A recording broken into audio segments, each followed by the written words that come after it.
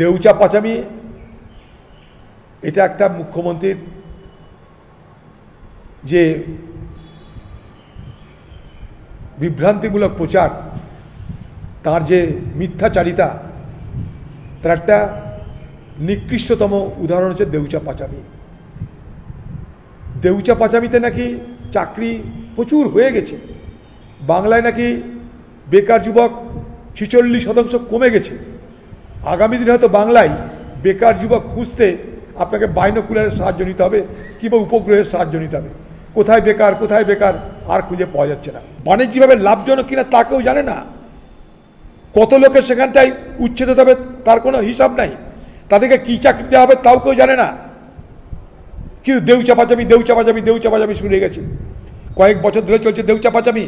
আমি চ্যালেঞ্জ করছি বাংলার মুখ্যমন্ত্রীকে, কারা এই দেউচা পাচামি করবে, কারা এখানে আন্ডারগ্রাউন্ড মাইনিং করবে, সে কোম্পানির নাম ঘোষণা করা হোক। আপনি তো এখন তো বলছেন 100 বছরের বিদ্যুতের অভাব হবে না। আরে 100 বছর পর তো কয়লা থেকে বিদ্যুৎই হবে না। 100 বছর পর পৃথিবীতে কয়লা থেকে বিদ্যুৎ হওয়া বন্ধ হয়ে যাবে।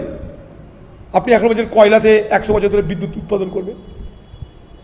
সারা পৃথিবী জুড়ে কয়লার থেকে বিদ্যুৎ উৎপাদন বন্ধ হয়ে যাবে 2070 সালের পর থেকে। এত মিথ্যা ওপরওয়ালা সহ্য করবে না দিদি।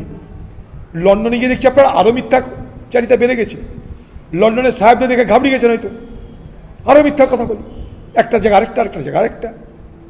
আপনি বলেছেন কলকাতাকে লন্ডন বানাবেন, এবার অরিজিনাল লন্ডনে চলে গেছেন। এবার লন্ডনে যে আপনি বাতালা মারছেন, সে লন্ডনে বাচ্চারা যে খণ্ডন করবো তার তো কোনো জায়গা নাই। সেখানে আপনি একাই ঘরে বক্তৃতা দিচ্ছেন, কেউ নাই। একটা ঘর ভাড়া নিয়ে নিয়েছেন ভিকির নামে, সেখানে কাউকে ডেকে নিয়েছেন, বড় বড় প্যাকেট দিচ্ছেন, তাদেরকে বক্তৃতা দিচ্ছেন, তাদেরকে বলছেন হাততালি দিচ্ছে। হাততালি দেওয়ার লোকও সঙ্গে নিয়ে গেছে। এখান থেকে দিদির মিটিংয়ে হাততালি দেওয়ার লোক কলকাতা থেকে চলে গেছে দিদির প্লেনে। খোঁজ নিয়ে দেখুন কারা কারা গেছে। হাততালি দেওয়ার লোককে ভাড়া করে নিয়ে গেছে। রুদালি যেমন আছে তেমনি হাততালি আরেকটা দিদির আইটেম। যেখানে হচ্ছে বক্তৃতা দেখবেন শুধু দিদি বকছে, বাকি কারা দেখা যাচ্ছে না। বড় স্টাইল না, দারুণ স্টাইল।